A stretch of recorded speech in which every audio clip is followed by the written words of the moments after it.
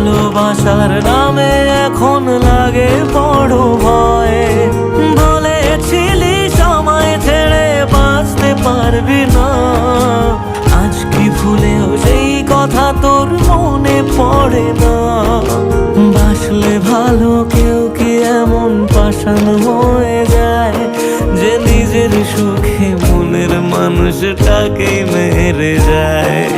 হায় রে বোকা মন আমার, শুনলি না বারণ, আবার প্রেমে মজলি রে তুই কেন কারণ?